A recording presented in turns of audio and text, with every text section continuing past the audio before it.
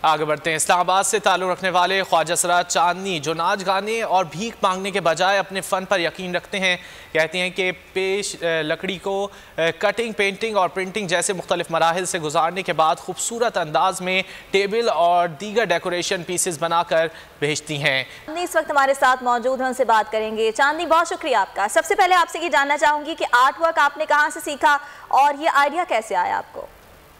मेरे माइंड में आइडिया ये इसलिए आया था कि लोग कहते थे ना कि आप लोग ये फंक्शंस क्यों करते हो, आप ये भीख क्यों मांगते हो। तो एक उलझन सी दिल में महसूस होती थी कि वाकई लोग ठीक कहते हैं, हमें भी मेहनत मजदूरी करनी चाहिए, कुछ ना कुछ काम।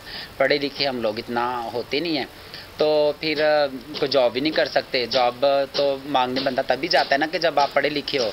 तो फिर मैंने कहा चलो कोई हुनर सीख लेना चाहिए। मेरी बहुत ज़्यादा फ्रेंड्स ने पार्लर का काम, बुटीक का किया था, तो मैंने कहा मैं कोई डिफरेंट सा करती हूँ। तो ड्राइंग मुझे बचपन से शौक था, मैंने इसलिए इस काम को शुरू। चांदनी, किस तरीके से लकड़ी पर काम करती हैं और आर्ट वर्क से कितना कमा लेती हैं आप? फ़ायदा तो इससे मुझे बहुत ज़्यादा हो रहा है कि लोग बहुत ज़्यादा इज्जत दे रहे हैं मुझे जी। तो ये काम स्टार्ट मैंने किया है 1 साल हो गया।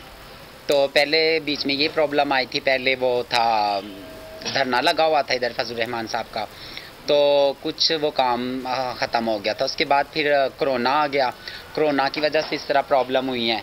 तो अब अल्लाह का शुक्र है, जो पेज पे लोग आर्डर दे रहे हैं उनसे निज़ाम हमारा चल रहा है। हम आर्डर ले रहे हैं लोगों से, लोगों को चीज़ें बना के दे रहे हैं। कुछ घर में आके लोग लेके जा रहे हैं, कुछ लोगों को डिलीवर करनी पड़ती हैं।